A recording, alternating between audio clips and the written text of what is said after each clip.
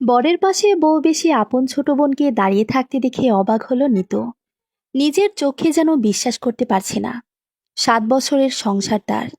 বিয়েটা arrange marriage হলেও ভালোবাসার কোনো কমতি ছিল না তাদের। বিয়ের এত বছর পরও যখন বাচ্চা হয় না নিতুর, তখন নিতু তার বর মাহিনকে অনেক জোর করে দ্বিতীয় বিয়ে করতে। কই, তখন তো মাহিন বিয়ে করেনি। আর বলেছে, আমার সন্তান লাগবে না নিতু, জীবনে তুমি পাশে থাকলেই হবে। শুধু নিতু না, পাড়াপড়শি কেউই তো মাহিনকে কম কথা বলেনি দ্বিতীয় বিয়ের কথা। মাহিনের এক কথা, সে বিয়ে করবে না। তাহলে হঠাৎ করে নিজের শালী মিমি, যাকে কিনা আপন ছোট বোনের মতো দেখত, তাকে বিয়ে করলো মাহিন? না না, এসব নিশ্চয়ই মজা করছে তারা নিতুর সাথে। মাহিন এ কাজ করতেই পারে না। আর মিমি কি করে পারবে বুবুর সংসার ভাঙতে? কখনোই না। দরজার বাইরে মিমি আর মাহিন ধরা পড়া চোরের মতো চুপসে দাঁড়িয়ে আছে। ভেতরে নিতু এসব ভাবনায় মশগুল। তার মাঝে নিতুর শাশুড়ি সালমা চৌধুরী এসে দাঁড়ালো নিতুর পাশে। কারো পায়ের শব্দে টনক নড়ল নিতুর। একগাল হেসে মিমিকে টেনে নিজের কাছে এনে বলল, কিরে ফাজিল, এভাবে চমকে দেয় কেউ? মজা করার আর কায়দা পেলি না কোনো? মিমি ছলছল চোখে নিতুর দিকে তাকিয়ে আছে। মিমির থেকে দৃষ্টি সরিয়ে মাহিনকে কিছু বলবে, তার আগে মিমির জলজমা নয়নের প্রাণে বটকে যায় নিতুর চোখ। কি হয়েছে মিমি, কাঁদছিস কেন তুই? কি হয়েছে বল বুবুকে। কান্নার বেগ বেড়ে গেল মিমির। নিতুকে জড়িয়ে ধরে হু হু করে কেঁদে উঠল সে। মাহিন নিচু স্বরে বলল, আমরা বিয়ে করেছি। কথাটা শুনে যেন আটকে উঠল নিতু। নড়াচড়া করতেও ভুলে গেছে। সালমা চৌধুরী হুংকার করে উঠল, কি বলছিস কি তোরা? এরকম মজা কেউ করে নাকি মাহিন? মজা করছি না আম্মা। সালমা চৌধুরী দেখল সবাইকে এক নজর। বের হয়ে যা এক্ষুনি, এই বাড়ি থেকে বেরিয়ে যা। নিতু মিমিকে এক ঝটকায় মিমিকে ছাড়িয়ে নিল। কাউকে কিছু না বলে নিজের রুমের দিকে পা বাড়াতেই মিমি দৌড়ে এসে নিতুর পা ঝাঁপিয়ে পড়ল। শত চেষ্টা করেও নিতু এক পা নড়াতে পারছে না পাটা। এত শক্ত করে ধরেছে মিমি। বউ, আমায় ক্ষমা করে দে, এ বাড়িতে থাকতে দে আমায়। কয়টা দিন থাকতে দে, পায়ে পড়ি, তোর এভাবে তাড়িয়ে দিস না আমায়। আমি নিরুপায় হয়ে এসেছি। ইতোমধ্যে মাহিনের বাবা সেলিমও এখানে উপস্থিত হয়েছে। সকলে নিশ্চুপ হয়ে দুই বোনের কাহিনী দেখে যাচ্ছে। কি বলবে কেউ যেন বুঝে উঠতে পারছে না। মিমির চিৎকার নিতুর ভিতর পর্যন্ত পৌঁছাতে সক্ষম হলো না। কান অব্দি তা সীমাবদ্ধই রইল। মিমি পা ছাড় আমার, বলে নিজের সর্বোচ্চ শক্তি প্রয়োগ করে মিমিকে পা থেকে হ্যাচকা মেরে নিজের পা ছাড়িয়ে নেয় নিতু। যার ফলে মিমি দুহাত দড়ে গিয়ে ছিটকে পড়ে। যে বোনের গায়ে কখনো ফুলের টোকা লাগতে দেয়নি নিতু, সে বোন কিনা আজ থেকে এত প্রতিদান দিল? না, এ কষ্ট কি করে সহ্য করা যায়। দৌড়ে চলে যেতে নিল নিতু। তুই যদি আমায় তাড়িয়ে দিস, তাহলে মৃত্যু আমার একমাত্র পথ হবে। আর আমার মৃত্যুর জন্য শুধু তুই দায়ী থাকবে বাবু। আমার মরামুখ দেখার জন্য তৈরি থাকিস। মিমির গলা ফাটিয়ে চিৎকার করার কথাটা যেন নিতুর কলিজায় বিঁধল। মুহূর্তের মধ্যে পা থেমে গেল নিতুর। এ কোন পরীক্ষা নিচ্ছেন আল্লাহ আমার? কি করব আমি? মনে মনে বলতে বলতে মাটিতে ঢলে পড়ে নিতু। জ্ঞান ফিরতে পিটপিট করে চোখ তুলে সিলিং ফ্যানের দিকে একদৃষ্টিতে তাকিয়ে আছে নিতু। চারপাশে কি আছে না আছে তাকিয়ে দেখতে একদম মন টানছে না তার। বেশ কিছুক্ষণ এভাবে থেকে উঠে বসল নিতু। মাহিন এগিয়ে আসলো তাকে সাহায্য করতে। দুপা এগিয়েও আবার পিছিয়ে গেল কি মনে করে।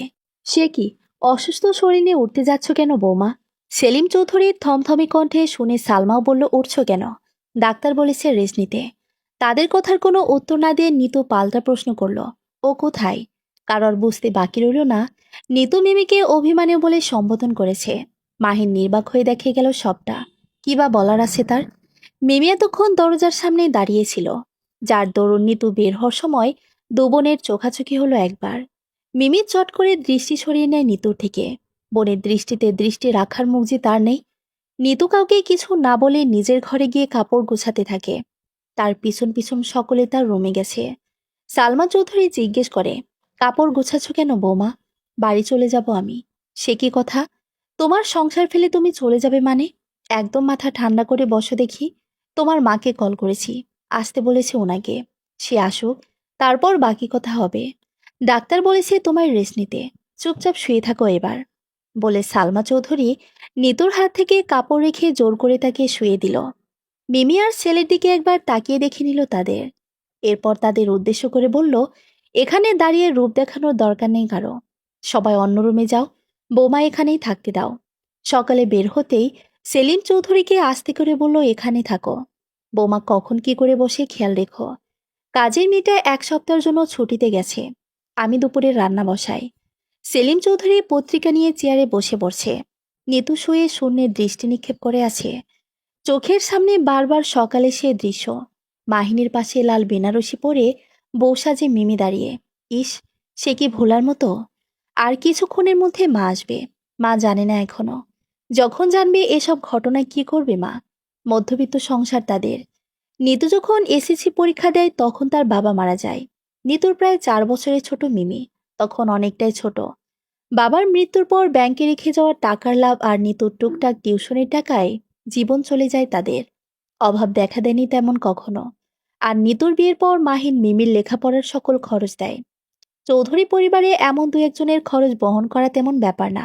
যদিও নিতু নিতে চায়নি, তবে তার শ্বশুর শাশুড়ি সহ মাহিন সকলে বেশ ভালো মানুষ, যার কারণে সে আর দ্বিমত করেনি। নিজের সবটা দিয়ে নিতু তার বোনকে ভালোবাসত। মা পর্যন্ত কখনো মিমিকে কিছু বলতে পারেনি নিতুর কারণে। মিমির মন খারাপ হলে, মা বকলে বা যে কোনো দরকারে ছোটে আসতো এ বাড়িতে বুবুর কাছে।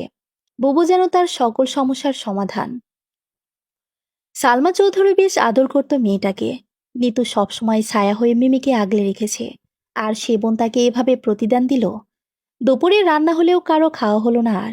রেহানা বেগম এসেছে ঘণ্টাখানেক আগে। মিমিকে এ বাড়িতে দেখে বেশ অবাক হয়েছিল।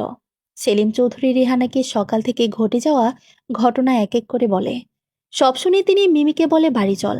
ভয়ে ভয়ে মিমি উত্তর দেয়, আমি বাড়ি যাব না। কথা বলতে দেরি হয়। মিমির গালে সজোরে থাপ্পড় পড়তে দেরি হয় না। থাপ্পড়ের শব্দে কেঁপে ওঠে নিত। বোনকে সামান্য ধমকটাও সে শুনতে দেয়নি কখনো। আর আজ সে বোনকে নিজের চোখের সামনে মারছে দেখেও নিজেকে সামলে নিল নিত। রেহান আবার বলতে লাগলো, ভালো চাইলে বাড়ি চল, নয়তো তোকে মেরে ফেলবো আজ, বলে আরো একটা থাপ্পড় দিতে নিবে। তখনই মিমি বলল, আমি বাঁচতে চাই। আর আমাকে এ বাড়িতে থাকতে না দিলে আমার লাশ পাবে তোমরা। এতক্ষণে চুপ থাকা মাহিন এবার বলল, মিমিকে এ বাড়িতে থাকতে দেন আম্মা। রেহানার কারো কোনো কথা শুনল না। মিমিকে টেনে হেঁচড়ে বের করতে চাইল। ওড়নার কোনায় বেঁধে রাখা ব্লেডটা খুব কৌশলে বের হয়ে নিজের হাতে রগের মাঝ বরাবর রেখে চিৎকার করল মিমি, আমায় বেশি জোর করলে এখানেই সব শেষ করে দিব। মিমির কাণ্ড দেখে অবাক হয়ে তাকিয়ে আছে সকলে।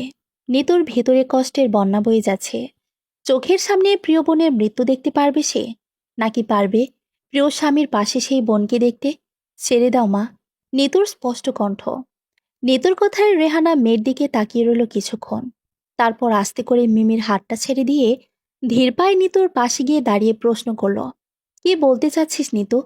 নিতু মাহিনীর দিকে তাকালো একবার। এক কোণে নজাত হয়ে দৃষ্টি মেঝেতে নিক্ষেপ করে দাঁড়িয়ে আছে। নিতু দৃষ্টি সরিয়ে নিল সেদিক থেকে। দৃষ্টি সরিয়ে মেঝেতে পড়ে থাকা মিমির দিকে একবার তাকালো। বাবা মারা যাওয়ার পর প্রাণপ্রিয় বোনটার গায়ে ফুলের টোকা লাগতে দেয়নি। সে বোনের আজ এই অবস্থা। চোখ সরিয়ে নিল নিতু। নিতু থমথমে গলায় ছেড়ে ছেড়ে বলল, ও যখন এখানে থাকতে চাচ্ছে, বেশ, এখানে থাকতে দাও। তুমি বাড়ি চলে যাও। কিন্তু রেহানাকে থামিয়ে দিল নিতু। কোনো কিন্তু না মা, আমি বলছি সবটা সামলে নিব, তুমি চলে যাও। তারপর সালমা আর সেলিম চৌধুরীর দিকে তাকিয়ে তাদের উদ্দেশ্য করে প্রশ্ন ছুড়ে দিল নিতু, মিমি এ বাড়িতে থাকলে আপনাদের কোনো সমস্যা হবে না তো? সালমার সেলিম নিজেদের মধ্যে চোখ চাওয়াচাই করে নিল একবার। সেলিম চৌধুরীর চোখের ইশারায় কিছু একটা বোঝালো স্ত্রীকে। তিনিও মাথা জাগিয়ে হ্যাঁ বোধক বুঝিয়ে নিতুকে বলল, আমরা আর কি বলবো, আমাদের বয়স হয়েছে, আজ আছি তো কাল নেই। তোমার সংসার, প্রথম যেদিন এ বাড়িতে তোমাকে বউ করে আনি, সেদিনই বাড়ির চাবি, বাড়ির সকল দায়িত্ব তোমার হাতে তুলে দেই। আজ পর্যন্ত তুমি সে মর্যাদা রেখেছ। দেখো, তুমি যা ভালো মনে করো তাই করো। তোমার সংসার, স্বামী তোমার, বোনটাও তোমার, সবই তো তোমার আপনজন। কি করবে, কে ভালো হবে সে সিদ্ধান্ত তুমি ভালো নিতে পারো। তবে একটাই কথা, তুমি বাড়ি থেকে কোথাও যেতে পারবে না। প্রয়োজন হলে মাহিনকে বের করে দাও, তবে তোমায় কোথায় যেতে দিচ্ছি না। শ্বশুর শাশুড়ি নিতুকে ঠিক কথা বলবে সে জানত। এ বাড়িতে আসার পর থেকে তারা কোনোদিন নিতুর উপর কিছু চাপিয়ে দেয়নি। সবসময় নিতুকে তার মতামত সিদ্ধান্ত নিতে দিয়েছে। নিতু এবার মনে মনে দীর্ঘশ্বাস ফেলল। সত্যি, সবাই আমার আপনজন। কাউকে ফেলে দেওয়ার সাধ্য আমার নাই। তবে আফসোস, সবাই আমার আপন। আমি কারো আপন হতে পারলাম না। রেহানা না পারছে বড় মেয়েকে কিছু বলতে, না পারছে ছোট মেয়েকে নিয়ে যেতে। নিতুর কথা মতো রেহানা চলে গেল। যাওয়ার আগে মিমিকে বেশ কথা শুনিয়ে গেল। জন্মের সময় যদি মুখে নুন দিয়ে মেরে ফেলতাম, তাহলে আজ এদিন দেখতে হতো না। কোন পাপে যে তোকে পেটে ধরেছি আল্লাহ জানে। মরতে পারিসনি তুই। তুই মরে গেলেও খুশি হতাম। আরো অনেক কথাই বলে গেল। মিমি একবারের জন্য একটু শব্দ করবে তো দূরের কথা, চোখ তুলে তাকায়নি পর্যন্ত। সায়রা বারবার আলফির গা ঘেঁষে দাঁড়াচ্ছে। সায়রার থেকে ছাই পেয়ে তার লিপস্টিকে লাল করা টুকটুকে ঠোঁটের দিকে অগ্রসর হতেই পিছন থেকে হাঁক ছেড়ে ডেকে উঠল আকাশ। কিরে তুই এই চিপাই, আর আমি তোকে সারা ভার্সিটি খুঁজে হয়রান। ওইদিকে কি হয়ে গেছে তার কোনো খবর আছে? আলফি মনে মনে খুব বাজে একটা গালি দিল আকাশকে। সায়রা আগের মতোই আলফির গা ঘেঁষে দাঁড়িয়ে আছে। আকাশ একবার সেদিকে নজর দিয়ে চোখ নামিয়ে নিল। কোন দিকে কি হয়েছে? আরে, মিমির তো বিয়ে হয়ে গেছে। কথাটা শুনে যেন মাথায় আকাশ ভেঙে পড়ল আলফির। সে কিছু বলার আগে সায়রা বলে উঠল, মিমির বিয়ে হয়েছে তাতে ওর কি? মিমির সাথে তো আলফির ব্রেকআপ হয়ে গেছে 1 সপ্তাহ আগেই। এখন এসব খবর তার শুনে কি হবে? তাই না বেবি? রাগে এক ঝটকায় নিজের কাঁধ থেকে সায়রার হাতটা ছুঁড়ে মারল আলফি। চুপ একদম, সামনে থেকে যা আমার। নষ্ট মেয়ে ছেলে, তোর কারণে ব্রেকআপ হয়েছে আমাদের। বলে আলফি নিজেই সায়রার আকাশকে রেখে চলে যেতে নিলে সায়রা বিড়বিড় করে বলে, তোমাকে তো এই নষ্ট আমার কাছে ফিরতে হবে বেবি। আকাশ হাঁক ছেড়ে ডাকল, এই আলফি, কোথায় যাস? আলফি কোনো কথার উত্তর না দিয়ে সামনে এগোতে লাগলো। মিমির কি করে বিয়ে হতে পারে? সে তো প্রেগনেন্ট। বলতে বলতে বারবার মিমির নাম্বার ডায়াল করতে লাগলো। প্রতিবারই ব্যর্থ হচ্ছে। মিমির নাম্বার তো বন্ধ। মাথার চুল টেনে ভার্সিটির মাঠে হাঁটু গেড়ে বসে পড়ল আলফি। আকাশ সায়রার কাঁধে হাত রাখতে রাখতে বলল, এটা কি হলো? পাখি তো হাতের নাগালের বাইরে চলে গেছে। আমাদের প্ল্যান মতো তো কিছুই হলো না। সায়রা বাঁকা হেসে মনে মনে বলল, আমার জন্য তো আরো ভালো হয়েছে। পথের কাঁটা এবারে বিদায় হলো। মুখে বলল, তা তো দেখছি। কি আর করার। তা মিমি কোথায় এখন জানিস নাকি কিছু? না জানলে কি আর তোর কাছে এসে চুরি পরে বসে থাকতাম নাকি? ধুর, ভাল লাগে না। আলফিও তো চলে গেল তোকে নষ্ট বলে গালি দিয়ে। হা হা, চলে গেছে দাগ। সময় হলে এমনি আসবে। হ্যাঁ হ্যাঁ, তুই তো তোরটা পেয়ে যাবি। আমার কি হবে? তুমি বসে বসে আঙ্গুল চুষো। গেলাম আমি। বলে সায়রা চলে গেল। রাতে নিজের কক্ষে শুয়েছিল নিতু। রাত 11টা নাগাদ মাহির রুমে এসে বিছানায় বসতেই নিতু কর্কশ গলায় বলে উঠল, এ রুমে কেন এসেছেন? হতবাক হয়ে তাকিয়ে আছে মাহিন। তো কোথায় যাব? আর তুমি আমায় আপনি করে বলছো কেন? কোথায় যাবেন মানে? বিয়ে করে নতুন বউ এনেছেন, এখন আমার রুমে কি? নতুন ঘরে যান। বলে এক প্রকার ধাক্কা দিয়ে মাহিনকে মিমির রুমে পাঠিয়ে দিল নিতু। আরে, আমার কথাটা তো শোনো নিতু। কোনো কথা শুনল না নিতু। মিমি খাটের এক কোণে কাচুমাচু হয়ে শুয়েছিল। মাহিনকে রুমে আসতে দেখে এক পলক তাকিয়ে আবার দৃষ্টি সরিয়ে নিল। কিছু বলতে ইচ্ছে করল না, তাই আগের মতোই চুপচাপ শুয়ে আছে। মিমিকে চুপ থাকতে দেখে যেন মাহিনের রাগটা তরতর করে বেড়েই চলল। এক প্রকার চিৎকার করে বলল, তুমি কি চাও মিমি? নিতু চলে যেতে নিয়েছিল, হঠাৎ মাহিনের এমন চিৎকার শুনে দাঁড়িয়ে গেল। কান পেতে রইল দরজায়। কেঁপে উঠল মিমি। কাপা কাপা গলায় বলল, মরতে চেয়েছিলাম, তা তা দেননি। তাহলে এখন নতুন করে জিজ্ঞেস কেন করছেন কি চাই? চুপ। মৃত্যুটা কি এতটাই সহজ যে বললে আর মরে গেলে? মিমি, তুমি যথেষ্ট বড় হয়েছ। বুঝো নিশ্চয়ই মৃত্যুটা সব সমাধান না। না, আমি বুঝি না। এতই যখন সমস্যা, আমি তো আসতে চাইনি কারো বোঝা হয়ে। আমাকে কেন বাঁচালেন? মাহিনের মনে পড়ল, আজ সকালে গাড়িতে করে অফিস যাওয়ার জন্য বের হয়েছিল সকাল 8টার দিকে। হঠাৎ ব্রিজের উপর একটা মেয়ে গাড়ির নিচে ঝাঁপিয়ে পড়ল। কায়দা করে ব্রেক করে ফেলায় একটুর জন্য অ্যাক্সিডেন্ট হওয়া থেকে বেঁচে যায়। তবুও হালকা ধাক্কায় দুহাত পরিমাণ দূরে ছিটকে পড়ে মেয়েটা।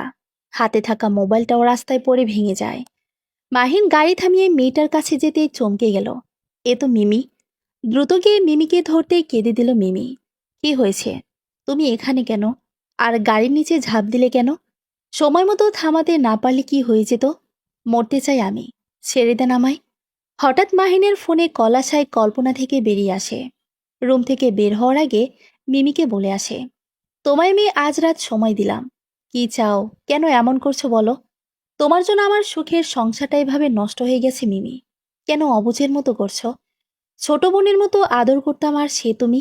বলতে গিয়েও থেমে গেল। একটা মলম এগিয়ে দিল মিমির দিকে।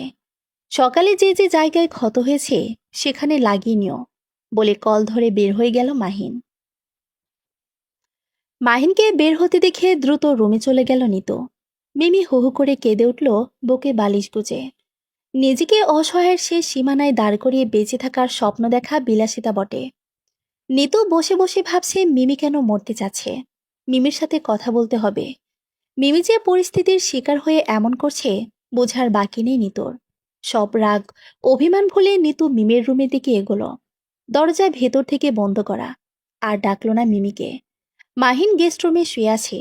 এক নজর তাকিয়ে দেখে আসলো আলফি সমস্ত ভার্সিটির সকলের কাছে মিমির খবর করেছে। শেষ পর্যন্ত ব্যর্থ। কারো কাছে মিমির খোঁজ নেই। না আছে কোনো ফোন নাম্বার। মিমির কাছের ফ্রেন্ড নৌসিনকে তাদের বাড়িতেও পাঠিয়েছিল মিমির খোঁজ নিয়ে আসতে, তাতে লাভ হয়নি। রেহানা কি করে বলবে মিমি নিতুর বাসায়? পরে দেখা যাবে নওশিন বাসায় গিয়ে কেউ যখন জানতে নিতুর বর নাকি মিমিকে বিয়ে করেছে, বলছে তখন এক কান দোকান হতে হতে সারা মহল্লা ভরে যাবে এসব কথায়। তাই রেহানার এক কথা, মিমি কোথায় জানি না। বাড়ি থেকে যে বের হয়েছে আর ফেরেনি।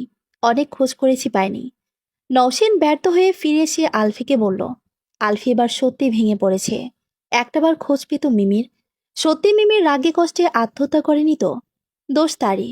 সায়রার কথা শুনে নিতুকে অবিশ্বাস করা ঠিক হয়েছে কি? নাকি সত্যি সায়রা সত্যিটা বলেছিল? একটাবার মিমির সাথে কথা বলতে পারলে শান্তি লাগতো। ওই দিন মিমিকে কিছু বলতে সুযোগ না দিয়ে কি ভুলটা যে করেছে সে এখন বুঝতে পারছে। সকাল সকাল চৌধুরী বাড়ির কাজের মেয়ে বেলি চলে এসেছে। বেশ মিশুক মেয়েটা। এসেই কাজে লেগে পড়েছে। রুম ঝাড়ু দিতে দিতে গুনগুনিয়ে গান গাচ্ছিল। সেলিম চৌধুরী সালমা চৌধুরীকে ডেকে বলল, বেলিকে বলো তো একটু জোরে গানটা ধরতে। অনেকদিন হলো আগের দিনের গান শোনা হয় না। সালমা স্বামীকে চোখ রাঙিয়ে বলল, মনে রং লাগছে নাকি তোমার? সেলিম চৌধুরীর বাড়ির বর্তমান অবস্থা ভুলেই বসেছিল। স্ত্রীর কথায় হুঁশ ফিরতে দাঁত দিয়ে জিভ কাটল। সালমা বেলিকে ধমক দিয়ে বলল, বৌমার শরীর ভালো না, ঘুমাচ্ছে। তোর গুনগুন বন্ধ করে কাজ কর। এ মা খালাম্মা, ভাবিজানের কি হয়েছে? জ্বর টর আইলো নাকি? আমারে আগে কইতেন। আমি দুদিন কম বেড়ায় আর দুদিন আগে আয়া পড়তাম। শুরু হয়ে গেছে মেয়ের বকবকানি। এর মাঝে নিতো রুম থেকে বের হলো। তাকে দেখে বেলি এক প্রকার ঝাঁপিয়ে পড়ল। ভাবিজান, কি হয়েছে আপনার? শরীর নাকি খারাপ হ্যানতেন? কিছু হয়নি সর। আমি নাস্তা রেডি করে দিচ্ছি নে, তুই মা বাবাকে দিয়াই। সেলিম আর সালমা নিজেদের ঘরে বসে গল্প করছিল। ছেলের বইয়ের চা পছন্দ করে সেলিম। তাই মিতু নিজ হাতে নাস্তা বানায় তাদের জন্য। নিতু নাস্তা তৈরি করতে করতে বেলি এক ফাঁকে মোবাইলটা ঘেঁটে নিল।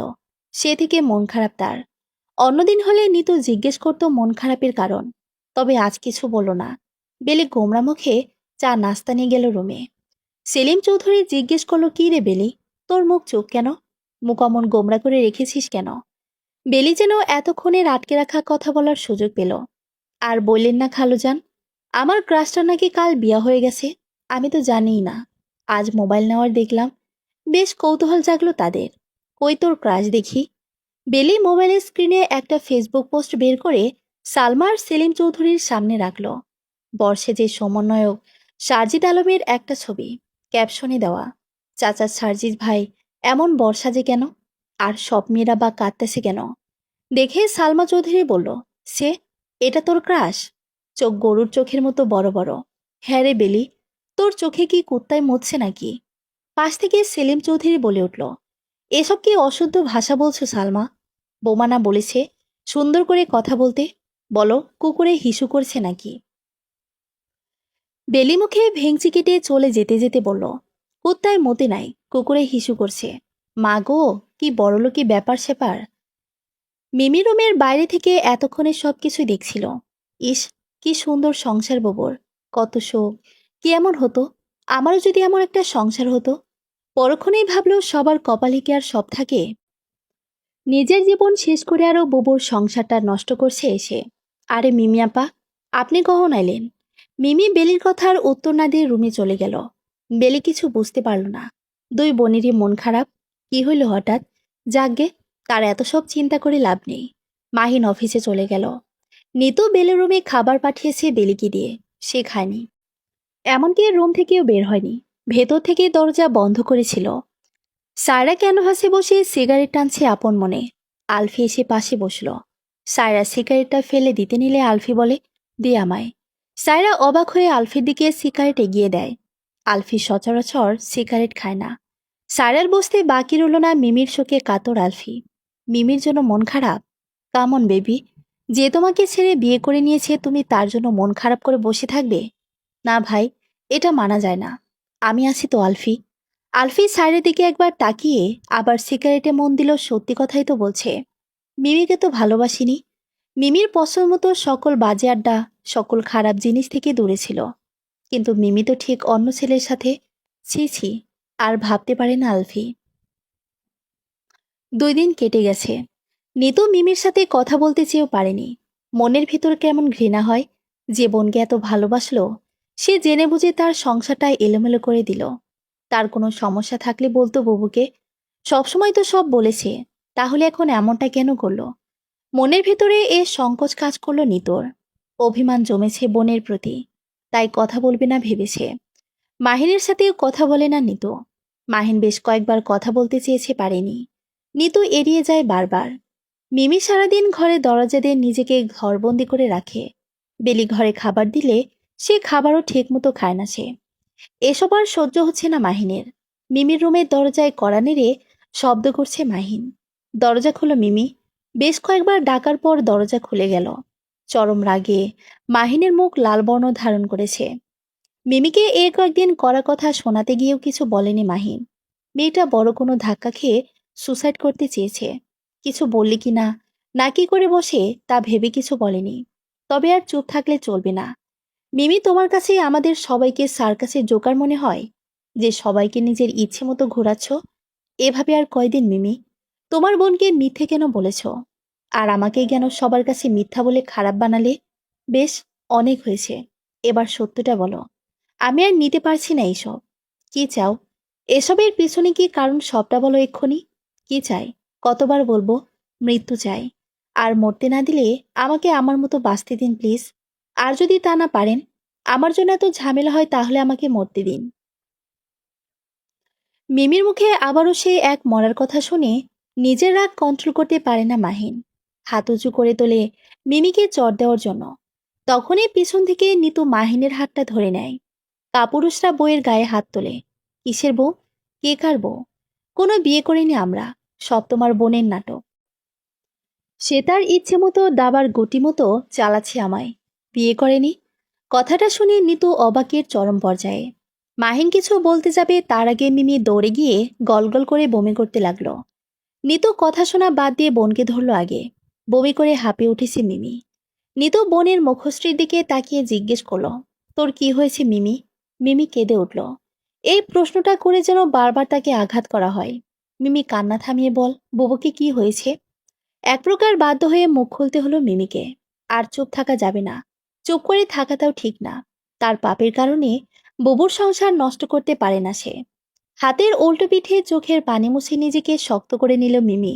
আমি প্রেগনেন্ট বুবু। মিমির বলা কথাটা শুনে যেন নিতুর পায়ের তলার মাটি সরে গেল। মিমি আরো বলতে লাগলো, মাহিন ভাইয়ের কোনো দোষ নেই। সে এসবের কিছু জানতো না। ওই দিন যখন আলফিকে আমি বলি আমি প্রেগনেন্ট, তখন সে আমায় ভুল বুঝে অনেক বাজে কথা শোনায়। আর এমন অবস্থায় আমি কাউকে এ কথা বলতে পারবো না। কি করে বলবো? কি করব ভেবে পাচ্ছিলাম না। তাই নিজেকে শেষ করে দিব বলে সিদ্ধান্ত নেই। আর তাই ব্রিজে এসেছিলাম নদীতে ঝাঁপ দিব বলে। তার আগে বিখেলি হয়ে হাঁটার কারণে ভাইয়ের গাড়ির সামনে এসে পড়ি। সে আমায় মরতে দিবে না। আর আমারও কেন জানি বেঁচে থাকার লোভ জাগলো। তাই ভাইয়াকে বলি, যদি আমার শর্ত মেনে আমাকে বাড়ি আনে তবেই আসব, নয়তো আমি সুসাইড করব। আর শর্ত দিই যেন সবার কাছে বলে আমাকে বিয়ে করেছে। এতে করে আমার পেটের বাচ্চাটার একটা পৈতৃক পরিচয় হবে। এই ভেবে এসব করি। আমার মাথায় আর কোনো উপায় আসছিল না বুবু। কি করব বুঝতে পারিনি কিছু। নিতুর শান্ত গলা, এসব কি করে হলো মিমি? এত বড় ভুল কি করে করলি তুই? সেদিন আকাশের জন্মদিনের পার্টি ছিল।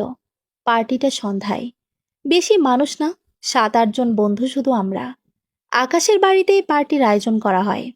ওরা হয়তো প্ল্যান করে আলফিকে ড্রিঙ্ক করে দেয়, আমাকেও করায়। তবে অন্যরকম ফ্লেভার বয় আমি আর খাইনি বেশি। তার কিছুক্ষণের মধ্যেই হঠাৎ করে বিদ্যুৎ চলে যায়। সবাই হুট করে কোথায় যেন চলে যায়। তারপর কি থেকে কি হয়ে গেল বুঝতে পারিনি। যখন ঘুম ভাঙে, আলফির সাথে আমাকে একটা রুমে পাই। আলফি তখন গভীর ঘুমে আচ্ছন্ন। অনেকবার ডেকেও তাকে ঘুম থেকে জাগাতে পারেনি। অন্যদিকে ঘড়িতে 10টা ছুঁই ছুঁই। লেট হয়ে গেছে রীতিমতো। মা আজ তো রাখবে না আমায়। যে করে হোক বাড়ি যেতে হবে জলদি। নিজের সাথে কি হয়েছে সেসব চিন্তা তখন মাথায় ছিল না। আকাশ আমায় বাড়ি ড্রপ করতে আসলো।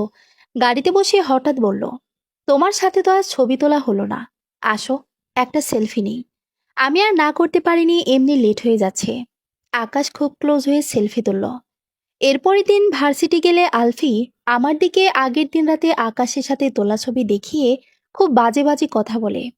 এত করে আমি বলতে চেয়েছি, তবে আবার কোনো কথাই শুনতে চাইনি। রাগে আমিও ব্রেকআপ করে আসি। এত সবের মধ্যে গত রাতে তার সাথে যাওয়া ঘটনার কথা বলা হয়নি তাকে। রাগে আমিও তার সাথে সব রকম যোগাযোগ বন্ধ করে দেই। এমন অনেক ঝগড়া হয়েছিল আমাদের 3 বছরের সম্পর্কের মাঝে। পরে ঠিক হয়ে যেত সব। তবে এবার সায়রা সুযোগ নেয়। আলফিকে উল্টো বোঝায় আমি যদি অন্য ছেলের সাথে ছবি তুলতে পারি, ঘুরতে পারি, তাহলে সেও অন্য মেয়েদের নিয়ে ঘুরতে পারবে না। সেও যেন আমায় দেখিয়ে আমার থেকে সুন্দরী মেয়েদের সাথে ঘুরে বেড়ায়। সব মিলিয়ে আমাদের মাঝে দূরত্বটা বেড়ে যায় অনেক। পরে যখন বুঝতে পারি আমি প্রেগনেন্ট, তখন আলফিকে জানাই। তবে অতিরিক্ত ড্রিঙ্কের কারণে ওই রাতের কিছুই তার মনে নেই। উল্টো আমাকেই ভুল বোঝে। এমনকি অন্য মেয়ের সাথে রিলেশনে যায় জিদের বসে। সব মিলিয়ে তার কাছে আমি এখন একটা নষ্ট বাজে মেয়ে। যে ছেলে আমাকে কোনোদিন একটা চুমু খায়নি, তাকে যদি বলি প্রেগনেন্ট, তাহলে এমন প্রতিক্রিয়া করাটা স্বাভাবিক। এমনকি আমায় এতটাই ঘৃণা করে যে বলেছে মরে গেলেও যেন এই মুখ তাকে না দেখায়। আমিও চাই না তার সামনে যেতে।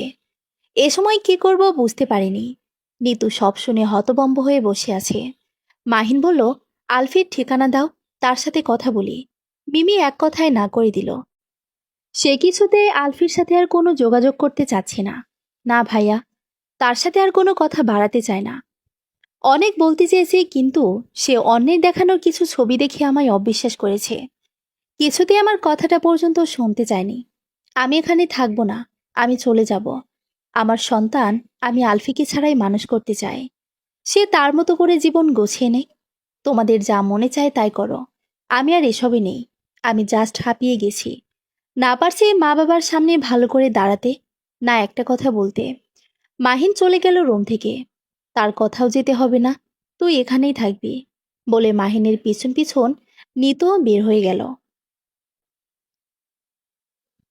এত বড় সত্যিটা কি সকলের থেকে আড়াল করা ঠিক হবে, নাকি সবাইকে জানানো উচিত, তা ভেবে পাচ্ছে না নিতু। মাহিন গেস্ট রুমে শুয়েছিল। নিতু ধীর পায়ে মাহিনের কাছে গেল। ভয়ে ভয়ে মাহিনের কাছে বসে ভীতু স্বরে বলল, রুমে আসো। নিশ্চুপ। কি হলো, আসবে না? মাহিন এক লাফে উঠে বসল। কেন যাব? তুমি না আমায় জায়গা দিবে না ওই রুমে? রুম থেকে বের করে দিয়েছো আমায়। নিতু অভিমানী কণ্ঠে বলল, তখন দিব না বলেছি, আবার এখন দিব বলছি। আসলে আসলো, না আসলে নাই। দোষ তোমার। মিমি না হয় ট্রমায় ছিল, বুঝতে পারিনি। ছোট মানুষ। তোমার আমাকে জানানো দরকার ছিল না?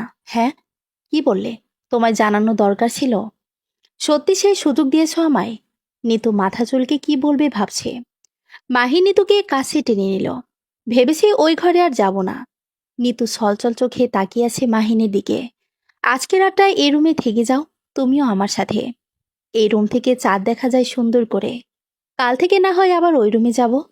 মাহিনের বোকা কথায় হেসে দিল নিতু। পর মুহূর্তে নিতুর মনে এক কালো মেঘের ছায়া এসে জিকে বসল। কি হয়েছে আমার বউজানটার? ভাবছি কি করব। মিমির কথা মাকে জানানো দরকার। এদিকে এ বাড়িতে মা বাবাকে বলা দরকার। কিন্তু মিমিকে সবাই কোন নজরে দেখবে, এসব ভেবেই দুশ্চিন্তা হয়। মাহিন নিতুকে ভরসা দিল, সব ঠিক হয়ে যাবে। নিতু চিন্তার মাথায় মাহিনের বুকে ঘাপটি মেরে শুয়ে ঘুমিয়ে গেল। পরদিন কল করে রেহানা বেগমকে সবটা জানালো নিতু। তিনি মেয়ের শোকে কাতর। মিমিকে নিয়ে যাবে বলেছে কয়েকবার। বাচ্চাটা নষ্ট করতে চায়। এতে সায় দেয়নি নিতু। মায়ের সাথে বোনকে কিছুতেই দিবে না সে। মিমি সারাদিন ঘর থেকে এক পাও বের হয় না, না ঠিক মতো খাওয়া দাওয়া করে। নিতু বেশ কয়েকবার মিমিকে খাওয়ানোর চেষ্টা করেও ব্যর্থ হয়েছে। মিমির না করা সত্ত্বেও মাহিন ভার্সিটিতে আলফির খোঁজ নিয়েছিল। আলফির অতীত জীবন অসম্ভব কালো, ভবঘুরে বাজে আড্ডা সব ছিল তার জীবনে। তবে মিমিকে পেয়ে সত্যি এসব থেকে সরে আসতে চেয়েছিল, এসছিল অনেকটা দূরে সরে। তবে মিমির চলে যাওয়াতে আলফিয়ার আগের নষ্ট জীবনে ব্যাক করেছে। এমন অবস্থায় মিমিকে আলফির নিকট পাঠানো মোটেও ঠিক হবে না। মাহিন বাসায় চলে যায়। রাতে সেলিম চৌধুরী ছেলে আর ছেলে বউকে ডাকে। সালমার সেলিম চৌধুরীর সামনে চুপচাপ বসে আছে নিতু আর মাহিন। সেলিম চৌধুরী তাদের প্রশ্ন করল, মিমি প্রেগনেন্ট? প্রশ্নটার জন্য মোটেও প্রস্তুত ছিল না নিতু। এই মুহূর্তে ঠিক কি উত্তর দিবে বুঝতে পারল না সে। মাথা নিচু করে আছে। সালমা চৌধুরী বলতো, তুমি আমাদের আপন ভাবতে পারলে না বৌমা। মাহিন মিমিকে বিয়ে করেনি, মিমি অন্তঃসত্ত্বা। এত সব সত্যগুলো লুকাতে পারতে না আমাদের আপন ভাবলে। নিতুর গাল বেয়ে পানি পড়ছে, কি উত্তর দিবে সে তাদের। সেলিম চৌধুরী কঠিন কণ্ঠে নিতুকে বলল, কান্না বন্ধ করো, কেঁদে কি হবে? তুমি হয়তো কি ভাবে বলবে সংকোচ বোধ করে আর বলনি, তবে আমাদের কাছে সবটা বলা উচিত ছিল। আর মাহিন মিমিকে বিয়ে করেনি তা আমরা প্রথম দিন থেকেই জানতাম। আমরা ভেবেছিলাম হয়তো মজা করছে বা অন্য কোনো কারণ, তবে এত বড় কারণ তা বুঝতে পারিনি। নিতু আর মাহিন হা করে তাকিয়ে আছে। আগে থেকে জানতো মানে? নিতুই তো কাল মাত্র জানলো সব। আমি ওই দিন কোনো একটা কারণে বের হই, তখনই দেখে মিমি বারবার করে মাহিনকে জোর করে কিছু একটা বলতে। দুজনকে বেশ চিন্তিত লাগছিল, তাই তাদের পিছনেই। তারপর দেখি মিমি পার্লার থেকে নর্মাল বইয়ের সাজে বের হয়েছে, আর তাদের গাড়িটাও বাড়ির দিকে আসছে। তখন আমিও বাড়ি এসে পড়ি। বিয়ে করেনি সে ব্যাপারে শিওর ছিলাম।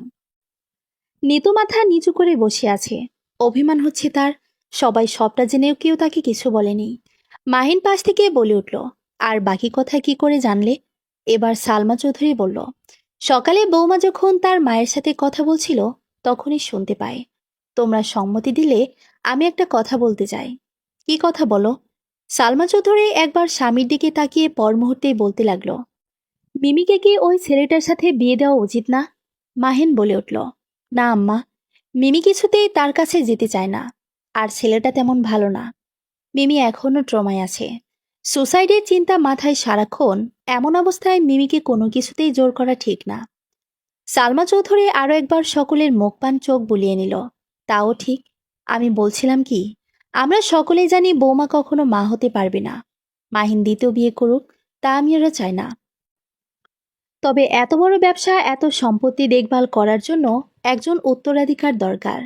আমি তোর বাবা সারা জীবন থাকবো না। আমরা চলে গেলে তুই অফিসে থাকবি, বৌমা তখন আরও একা হয়ে যাবে।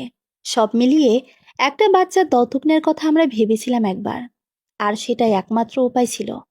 তবে মিমি যখন এই অবস্থা, তাকে এখানে রাখো।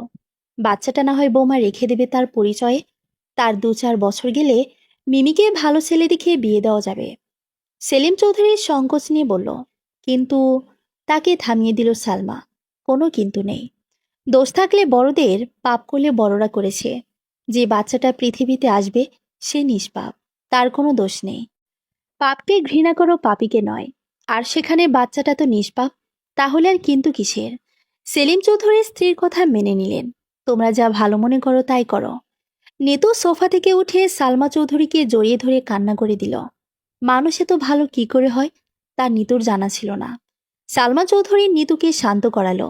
তারা রুম থেকে বের হয়ে যাবে, তখনই পিছন থেকে ডেকে উঠল সেলিম চৌধুরী, আমার একটা কথা ছিল। নিতু পিছন ঘুরে তাকালো। আবার কি বলবে? সেলিম চৌধুরী মুচকি এসে বলল, আমরা যেসব জানি তা মিমিকে বলার দরকার নেই, সে তার মতোই থাকুক। নিতু মাথা ঝাঁকিয়ে সম্মতি জানালো। সকলের কথা মতো মিমিকে তার মতো থাকতে দেওয়া হলো। আগে থেকে ভালো আছে মিমি, নিজেকে আগের থেকে অনেকটা শক্ত করেছে। বুবু, আমাকে একটা মোবাইল দিতে পারবে? পারবো না কেন, কিন্তু কি করবি, একটু দরকার ছিল। নিতু কথা বাড়ালো না, ঠিক আছে, আমি পাঠিয়ে দেব। মিমির কথা মতো নিতু তাকে মোবাইল দিল। আলফির কথা খুব মনে পড়ে কয়েকদিন ধরে মিমির। সকল অভিমান ভেঙে একবার আলফিকেই কল করবে ভেবেছে, তাই বউর থেকে মোবাইল নেওয়া। মিমি এখন 7 মাসের অন্তঃসত্ত্বা, পেট খানিকটা উঁচু হয়েছে স্বাভাবিকের তুলনায়। রেহানা একবারও এর ভিতরে সে মেয়েটিকে দেখেনি। এমন মেয়ে মরে গেলেও সে দেখবে না। মিমি কাপা হাতে ফোনে আলফির নাম্বারটা তুলে দেয়। বেশ খানিকক্ষণ তাকিয়ে থাকে সে নাম্বারের দিকে। সব ভাবনা বাদ দিয়ে নাম্বারটা ডায়াল করে দেয়। উদ্দেশ্য যে করে হোক তাকে সত্যটা জানানো। আলফির কাছে ফিরে যাওয়ার ইচ্ছে মিমির নেই। তবে তাকে যে ভুল বুঝেছে সে ভুল ভাঙাতে চায়। হাতে সময় খুব কম। দুবার কল করার পর রিসিভ হলো। মেয়েলি কণ্ঠ।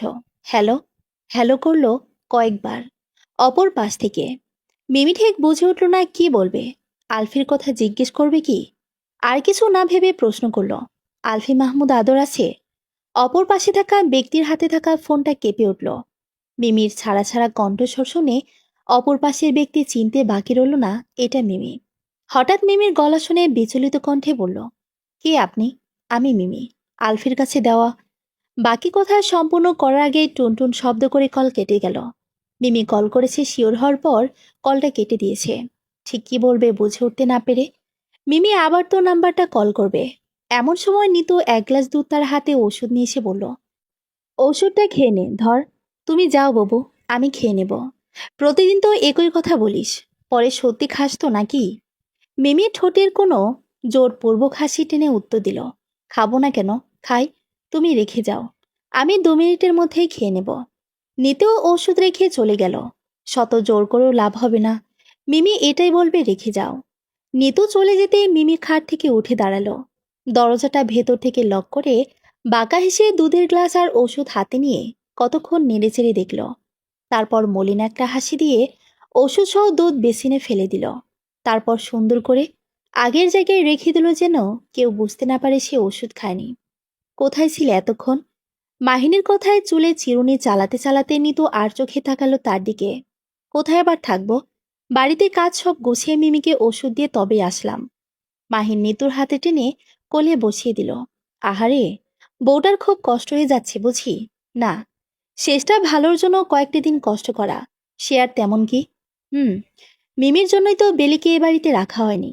সে থাকলে এসব কথা বাইরে জানাজানি হলে সমস্যা। বেলিকে কাজ থেকে না করে দিয়েছিল। যেই বলল, বেলি, কাল থেকে তোকে কাজে আসতে হবে না। মেয়েটার সে কি কান্না! সালমা চৌধুরীর পা ধরে কান্না। খালা, আমায় আমরা থেকে সরাইও না। আপনারে আমারে কাম না দিলে এ শহরে কোনে কাজ খুঁজবো আমি। তখনই নিতু পেছন থেকে বুদ্ধি করে বলে উঠল, তোকে কাজ থেকে কে বিদায় করলো? বেলি সহ সালমা নিতুর দিকে অবাক দৃষ্টিতে তাকিয়ে রইল। মিমি আমাদের বাড়িতে থাকবে। আরে মা, এই বাড়িতে থাকে? তাই তুই কয়েক মাস ওই বাড়িতে মায়ের সাথে থাকবি। ওইখানে তোকে যা বেতন দেওয়া হতো তাই পেয়ে যাবি। বেলি পা ছেড়ে এক লাফে উঠে বলল, দূর ভাবিজান, আগে কইবেন না। তবে কি বট, আমি এমনি কানতাম নাকি? তয় মিমি আফা এখানে থাকবো কেন? সালমা চৌধুরী বলল, তুই এত কথা বলিস কেন? যা বলছে তাই কর, সময় হলে দেখতে পারবি। সারপ্রাইজ রইল তোর জন্য। সেই থেকে নিতু এক হাতে ঘরের সব কাজ সামলায়। কি রে, এত হাঁপাচ্ছিস কেন? মিমি? কি? কোথায় মিমি? তাকে তুই কোথায় পেলি? কে কল দিল তার খোঁজ তোকে? অপর ব্যক্তিটি বলল, 5 মিনিট আগে মিমি কল করেছিল আরফিল মোবাইলে। আমি কি বলবো বুঝতে না পেরে ফোনটা সুইচ অফ করে রেখেছি। শুনে যেন অবাক হলো। এতদিন পর মিমি নিজে থেকে কল করেছে আলফিকে। মুখ ফুটে উঠল এক পৈশাচিক হাসি। মোবাইলটা অন করে দেই, নিশ্চয়ই আবার কল দেবে। আলফির মোবাইল কোনো মেয়ে ধরেছে? ভাবতে মিমির কেমন একটা অনুভব হচ্ছে। কে ধরতে পারে তা জানার জন্য আবারও কল করলো। হ্যালো। মিমির বলা বাক্যের বিনিময়ে অপর প্রান্ত থেকে সায়রা গলাটা ভারী করে বলল, জি বলুন। এটা কি আলফির মোবাইল? তাকে কি দেওয়া যাবে? সরি, সে আপনার সাথে কথা বলতে চাচ্ছে না। আপনি কে? কথা বলতে চায় কি চায় না তার মুখ থেকেই শুনতে চায়। মোবাইলটা তার কাছে দেন। সায়রা বুঝলো তার কণ্ঠ রিমি বুঝতে পারছে না, তাই নিজের নামটা গোপন রাখল। আমি আলফির বউ। আর সে বলেছে আপনাকে যেন বলে দেওয়ার ডিস্টার্ব না করতে। আপনার মতো নোংরা মেয়ের সাথে কোনো কথা বলার ইচ্ছে তার নেই। বলে কল কেটে দিল। পাশের রুম থেকে আলফি সবটা শুনে গলা কাটা মুরগির মতো ছটফট করতে লাগলো মিমির সাথে একদণ্ড কথা বলার জন্য। কিন্তু সে যে নিরুপায়। আলফিকে এক নজর দেখে এক পৈশাচিক হাসিতে মেতে উঠল সায়রা আর আকাশ। আকাশ তাড়া দিল, জলদি আয়। দাঁড়া, ওরে খাবার খাইয়ে নি। আকাশ রাগ দেখিয়ে বলল, খাওয়ানোর সময় আছে এখন? 1 মিনিট লেট হলে না লক্ষ লক্ষ টাকা ভেস্তে যাবে। সায়রা ভাবান্তর হলো, আমাদের তো ফিরতে সময় লাগবে কিছুদিন। এভাবে নাও খাওয়া ছাড়া থাকলে তো মরে যাবে। এক কাজ করি, হাত পায়ের বাঁধন খুলে খাবার রেখে যাই, আর রুমের বাইরে থেকে লক করে যাব, রুম থেকে যেন বের হতে না পারে। আকাশ জুতা পরতে পরতে ব্যস্ত ভঙ্গিতে বলল, যা করার আমি বের হচ্ছি। সায়রা দ্রুত আলফির বাঁধন খুলে রুমের বাইরে থেকে লক করে চলে গেল। আলফি কিছু বলতে গিয়েও বলল না। মিমির কেন যেন বিশ্বাস হলো না সায়রার বলা কথাগুলো। আলফি নিজে কথা না বলে অন্য কাউকে দিয়ে কথা বলাচ্ছে, এটা সে মানতে পারছে না। ভার্সিটির পরিচিত একজনের থেকে খুব কষ্টে আলফির খবর নিল মিমি। সেও বলেছে আলফি এখানে নেই, অনেক আগে থেকেই ভার্সিটি ছেড়ে চলে গেছে। তার মানে সত্যি বিয়ে করে সুখী আছে আলফি। কিন্তু এই কথাটা কিছুতেই মানতে পারছে না মিমির মন। কিছু করার নেই, এখন শুধু দিন গোনা। কবে দিন ফুরাবে, কবে তার অনাগত সন্তান পৃথিবীর মুখ দেখবে। ধীরে ধীরে কেটে যাচ্ছে দিন, আলফির কোনো খোঁজ নেই। মিমি ধরেই নিয়েছে আলফি বিয়ে করে সুখী আছে, তাই তাকে সত্য মিথ্যা জানানোর আর প্রয়োজন নেই। অবশেষে সেই কাঙ্ক্ষিত মুহূর্ত এলো। প্রসব ব্যথায় ছটফট করছে মিমি। এতদিন রেহানা মিমিকে একবারের জন্য দেখতে না আসলেও মেয়ের এমন খবর পেয়ে রেহানা বেগম আর রাগ করে থাকতে পারল না। সব রাগ অভিমান ভুলে ছুটে এলো হাসপাতালে। মিমির অবস্থা এখন খারাপ, সিজার করতে হবে। ডাক্তার বারবার করে বাচ্চার বাবাকে খুঁজছে। পেশেন্টের অবস্থা ক্রমাগত অবনতির দিকে। নিতু রেহানা সকলে বলছে অপারেশনের জন্য হসপিটালের পেপারসে তারা সাইন করে দেবে। তবে ডাক্তার বলছে পেশেন্টের অবস্থা ভয়াবহ, রিস্ক পড়বে অনেক। আপনারা বাচ্চার বাবাকে ডাকুন। যে কোনো একজনকে বাঁচানো যাবে, হয় বাচ্চা না হয় মা, দুজনকেই বাঁচানো সম্ভব না। কথাটা শুনে যেন সকলে পৃথিবী এখানে থমকে গেল। কেবিনের ভিতর থেকে ডাক্তারের বলা সব কথা শুনছে মিমি। ঠোঁটের কোণে হাসি ফুটে উঠল। আর কোনো পিছুটান থাকবে না এবার। সকল গল্পের সমাপ্তি খুব নিকটে। কেবিনে থাকা অপর ডাক্তারকে ডেকে মিমি বলল, আমার বাচ্চাটাকে বাঁচান, তার বেঁচে থাকাটা খুব জরুরি। প্লিজ ডাক্তার, দুজনকে বাঁচানোর চেষ্টা করুন, যত টাকা। ডাক্তার সেলিম চৌধুরীকে থামিয়ে দিয়ে বলল, দেখুন, ব্যাপারটা টাকার না। পেশেন্টের আগে থেকেই কিছু সমস্যা ছিল। আমরা ওষুধ লিখে দিয়েছিলাম, মনে হয় না একটি ওষুধও খেয়েছে। আগে থেকে সতর্ক হলে চেষ্টা করে দেখা যেত। কিন্তু এখন যত দ্রুত সম্ভব সিদ্ধান্ত নেন কাকে বাঁচাতে চান, নয়তো দুজনকে হারাতে হবে। আর এমন সিচুয়েশনে হাজবেন্ডের সিদ্ধান্ত খুব জরুরি। আপনারা বাচ্চার বাবাকে, তাকে আসতে বলেন। আমি বাচ্চার বাবা, 3 শব্দে বলা বাক্য, আমি বাচ্চার বাবা। কর্ণদয় প্রবেশ করতে সকলে পিছন ঘুরে তাকালো।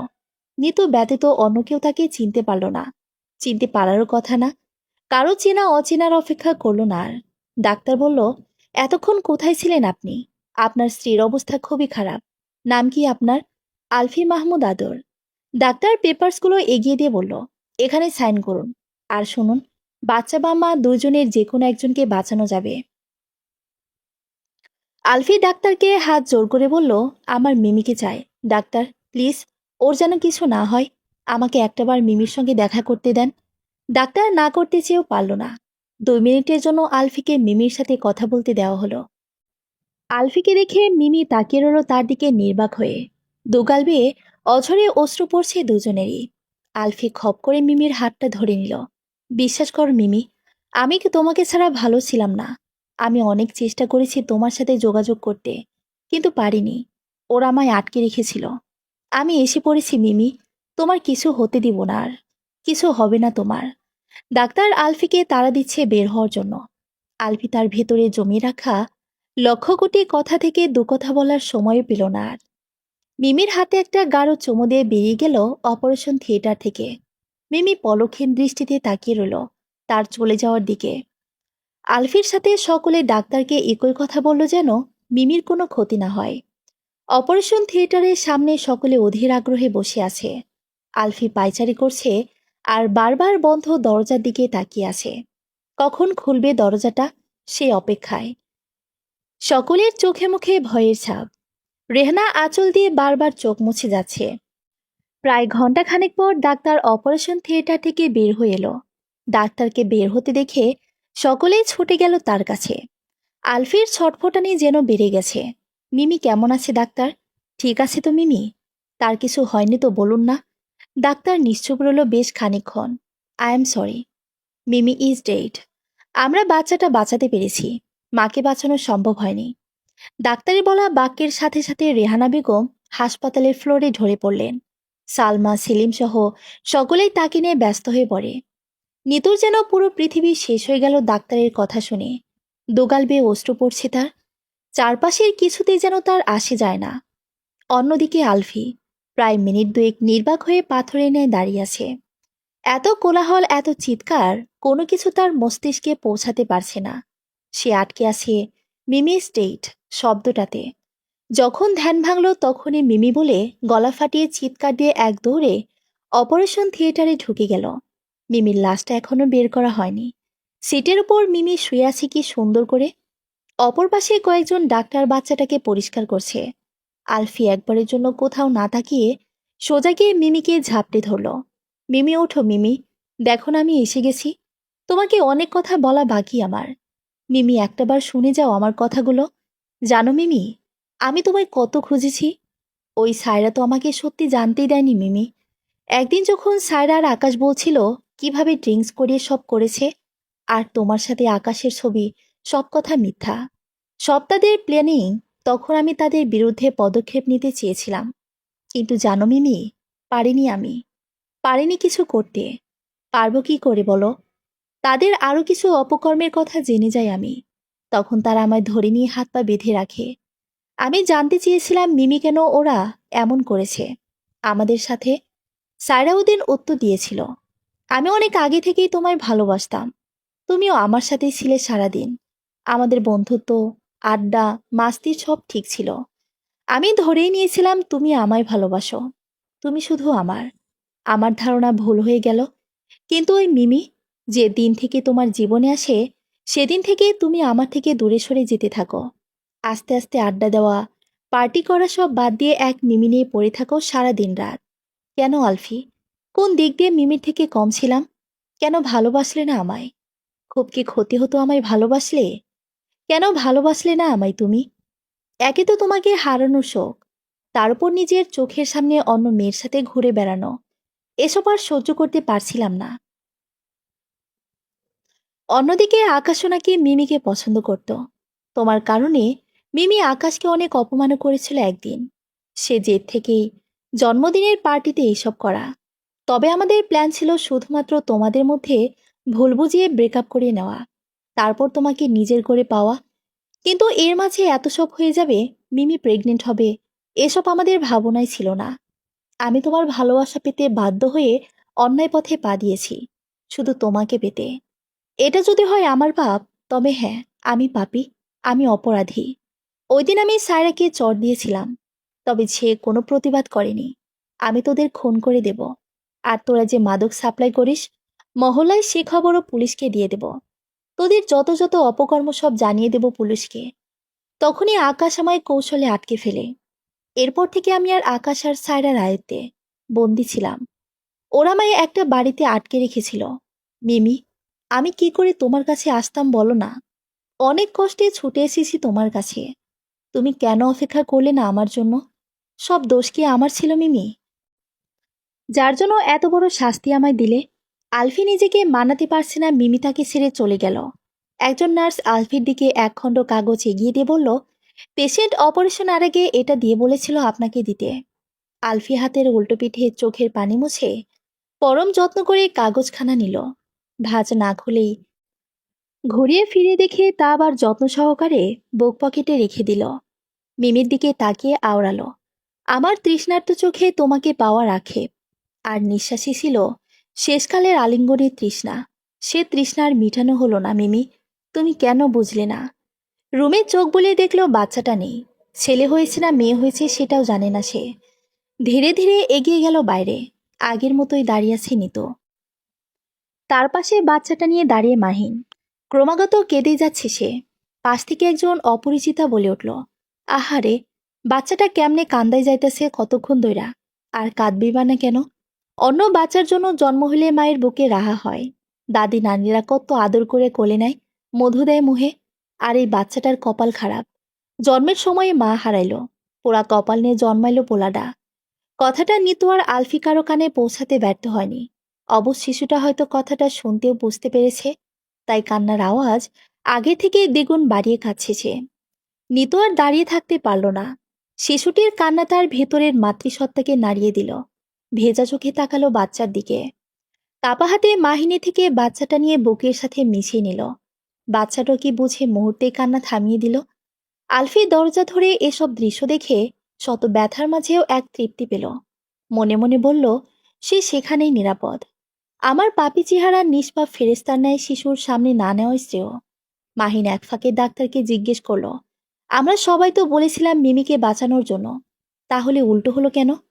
মহিলা ডাক্তারটি একটা দীর্ঘশ্বাস ফেলে বলল, অপারেশনের আগে পেশেন্ট আমার হাত ধরে জোর করে বলেছিল তার বাচ্চাটাকে যেন পৃথিবীর আলো থেকে বঞ্চিত না করতে।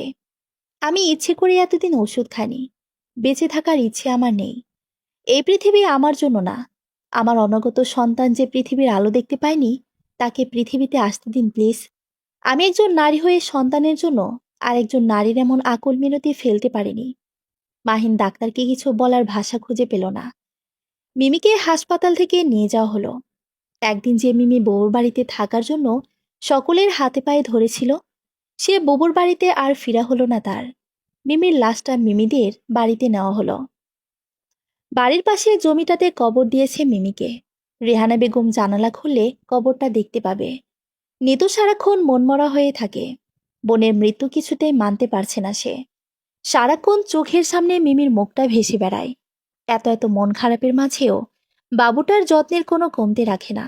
মন খারাপে যখন ডুব দেয় নিতু, বাবুটা তখনই কেঁদে উঠে জানান দেয়, আমি আছি তো, সে চলে গেছে, আমাকে দিয়ে গেছে তো। নিতু পরম আবেশে বারবার বুকে জড়িয়ে নেয় তাকে। মিমি এতদিন যে রুমে থাকতো, নিতু দিনে 100 বার যায় সে রুমে। টেবিলের ওপর থেকে একটা ডায়েরি পেয়েছে, তেমন কিছু নেই। 2 পৃষ্ঠা লেখা, নিতুকে উৎসর্গ করে, বুবু আমায় মাফ করে দিও, তোমাকে খুব জ্বালিয়েছি আমি। বাবার মৃত্যুর আমার মনে নেই তেমন, অনেকটাই ছোট ছিলাম। তারপর থেকে বাবার ছায়াটা তুমি দিয়েছিলে আমায়। মা যখন মারত, তুমি তখন আহ্লাদে আমায় মাথায় চড়াতে। কত স্মৃতি বলে শেষ করা না। আমার জীবনের এত বড় দুর্ঘটনা, সেটাও তোমার কাছেই সমাধান পেলাম। আমি হাঁপিয়ে গেছি জীবন নিয়ে, তোমায় আর নতুন করে জ্বালাতে চাই না। তাই এতদিনের একটা ওষুধ দুধ কিছুই খাইনি। এসব জানতে পারলে খুব করে বকতে আমায়, কিন্তু যখন জানবে তখন হয়তো বকতে পারবে না আর। বকার জন্য আমায় পাবে না। আমি তোমাদের জন্য কিছু করতে পারিনি বুবু, তাই তোমাকে একটা বাচ্চা উপহার দিয়ে যাব। তার মাঝে আমায় খুঁজে নিও। মায়ের কথা আর কি বলবো, আমি তো তার সন্তান হওয়ার যোগ্য না। তুমি তাকে দেখে রেখো। 5 বছর পর তুমুল বৃষ্টি বর্ষণ হচ্ছে। রিহান দৌড়ে গিয়ে মাকে বলল, আম্মু একটা ছাতা দাও জলদি। উত্তর, নিতু কপাল কুঁচকে বলল, এ বৃষ্টির মধ্যে ছাতা দিয়ে কি করবে রিহান? এই জন্যই নানু বাড়িতে আসতে চায় না। তুমি কিন্তু কথা দিয়েছিলে নানু বাড়ি এসে বৃষ্টিতে ভিজবে না। আহ আম্মু, বৃষ্টিতে ভিজবো না বলেই তো ছাতা চাচ্ছি, একটা ছাতা দাও না। নানু রুমের জানালা থেকে দেখলাম একটা পাগল বসে আছে বৃষ্টিতে। এভাবে ভিজলে তো তার অসুখ হবে, তাই না? তার জন্য ছাতা চাচ্ছি আম্মু। নেতুর ভেতরটা ধোক করে উঠল। বাবা! রিহানের ডাকে ঘুরে তাকায় আলফি। কিছু না বলে আবার মিমির কবরের দিকে তাকিয়ে আছে। রিহান খুব করে ডাকলো, ঘরে আসতে বলল, তাতে লাভ হলো না। আলফি কবরের পাশে গাছটার নিচ থেকে এক পাও নড়ল না, আর না কোনো কথা বলল। সে এমনই। রিহান এখন ছোট, এত সব বোঝে না। তবুও রিহানের মুখে যখন আলফিকে পাগল বলে সম্বোধন করতে শুনল, মাহিন তখন বলল, ওইটা তোমার বাবা হয়। বিপরীতে রিহান বলল, তুমি তো আমার পাপা। তাহলে আমার আরেকটা বাবা কেন? মাহিন বুঝল রিহান এখনো ছোট, সব জানার বা বুঝার বয়স তার হয়নি। তাই সহজ ভাষায় বলল, এটা আর একটা বাবা, আর আমি পাপা। বড় হলে বুঝবে।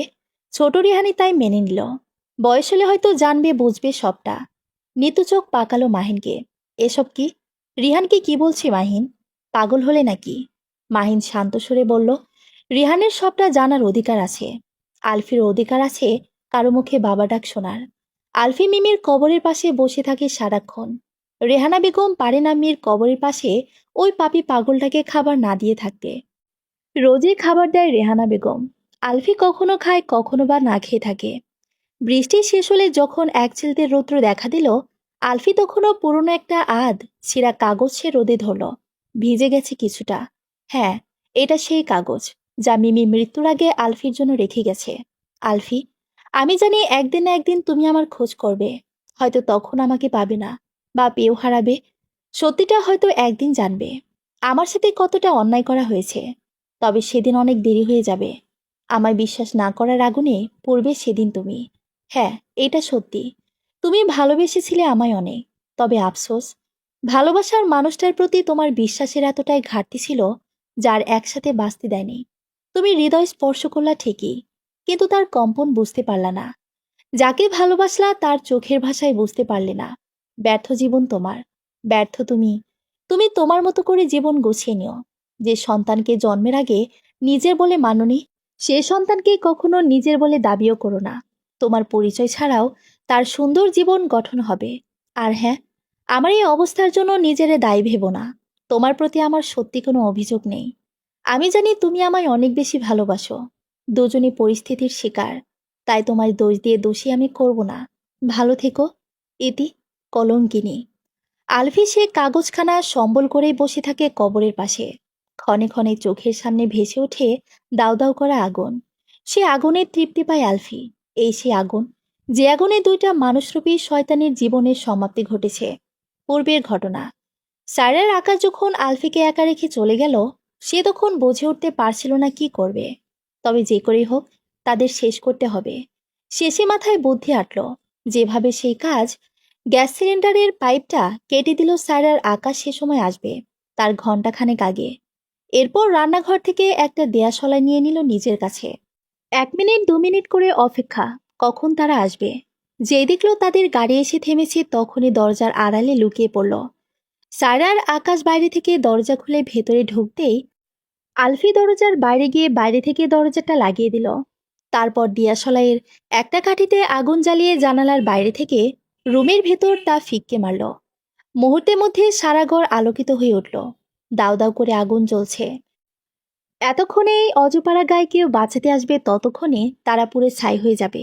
আর না কেউ বুঝতে পারবে কিভাবে আগুন লেগেছিল। আলফি সেদিন মুচকি এসে মনে মনে বলল, আমার জীবনে যে ধ্বংস তোরা এনেছিলি, তার সমাপ্তি আজ তোদের জীবন দিয়ে শেষ। সেদিন আকাশ আর সায়রার বাঁচানোর জন্য আহাজারিতে আলফি পেয়েছিল জীবনের সবথেকে সুখ। কেউ জানেনি আগুনটা লাগানো হয়েছিল। পুলিশ সহ সকলেই ভেবেছে গ্যাস সিলিন্ডার থেকে আগুন লেগে তাদের মৃত্যুর সাথে সাথেই মহলের প্রায় সব অপকর্ম বন্ধ হয়ে যায়, কেননা তারাই ছিল সবকিছু লিডার। আলফির চোখে এখনো মাঝে মাঝে সে আগুন রশ্মি ভেসে ওঠে, আর ঠোঁটে ফুটে ওঠে এক অমায়িক হাসি রেখা। সন্ধ্যায় সকলে মিলে চা নাস্তা করছিল। সেলিম চৌধুরী রিহানকে কাছে টেনে কোলে বসিয়ে বলে, দাদু ভাই, তোমার ড্রিম কি? বড় হয়ে কি হতে চাও? ছোট রিহান এক মুহূর্ত না ভেবে উত্তর দিয়ে দিল, আমি বড় হয়ে ডাক্তার হতে চাই দাদু। ডাক্তার হয়ে আমার আরেকটা বাবা আছে না, তাকে চিকিৎসা করে ভালো করব। আরেকটা বাবা বলতে রিহান কাকে বোঝাচ্ছে তা সকলের বোধগম্য হলো। রিহানের এমন সুন্দর মন মানসিকতার সকলের সাথে মিশে ওঠার ব্যাপারটা সকলের অনেক পছন্দের। সুন্দর পরিবেশ রিহানকে সুন্দর করে বাঁচতে আর ভাবতে শিখায়। চৌধুরী বাড়ির সকলের চোখের মনে রিমি রেখে যাওয়া একমাত্র সম্বল রিহান চৌধুরী।